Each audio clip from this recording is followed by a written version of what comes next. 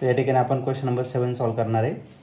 If a gas is compress isothermally, आपल्याला gas compress करायचा कसा, isothermally. Then the RMS velocity of the molecule, तर RMS वेलोसिटीवरती त्याचा काय फरक पडणार आहे. तर हा क्वेश्चन 2020ला आलेला होता. याच्या 4 ऑप्शनपैकी पहिलं जे ऑप्शन आहे ए ते आहे increases, B option decreases, C option first decreases and then increases, आणि डी ऑप्शन आहे रिमेन्स द सेम. तर या 4 ऑप्शनपैकी या क्वेश्चनचं करेक्ट आन्सर काय असेल तर ते आपण डिस्कस करूया. तर या क्वेश्चनमध्ये एक गॅस आहे जो कॉम्प्रेस करायचा आहे आयसोथर्मली. आयसोथर्मली म्हणजे काय, टेम्परेचर रिमेन्स कॉन्स्टंट. तर RMS वेलोसिटीवरती त्याचा काय इफेक्ट होणार आहे तो आपल्याला या ठिकाणी डिस्कस करायचा आहे.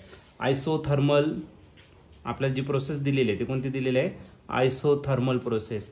अँड आयसोथर्मल प्रोसेस हा जो टी आहे म्हणजे टेम्परेचर, हा टेम्परेचर का असणार आहे आपला, कॉन्स्टंट असेल. ठीक आहे. मग the process in which temperature of the system remains constant is called as isothermal process. आता आपल्याकडे काय दिलेलं आहे, CRMS दिलेलं आहे.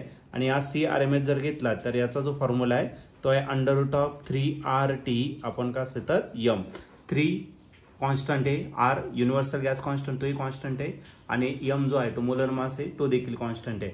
म्हणजे याचा अर्थ काय, आपला जो CRMS आहे तो कम्प्लिटली डिपेंड आहे ॲब्सोल्यूट टेम्परेचर. म्हणजे टेम्परेचर जर चेंज झाला तरच RMS वेलोसिटी आपली चेंज होणार, अदरवाईज चेंज होणार नाही. चेंज म्हणजे काय, if temperature increases RMS velocity also increases, temperature decreases RMS velocity decreases. तर RMS वेलोसिटी आणि टेम्परेचरमध्ये डायरेक्ट रिलेशन आहे. पण या ठिकाणी आपला जो टी आहे तो कसा आहे, कॉन्स्टंट आहे. म्हणजे याचा अर्थ काय, आपला जो CRMS आहे तो चेंज होणार नाही.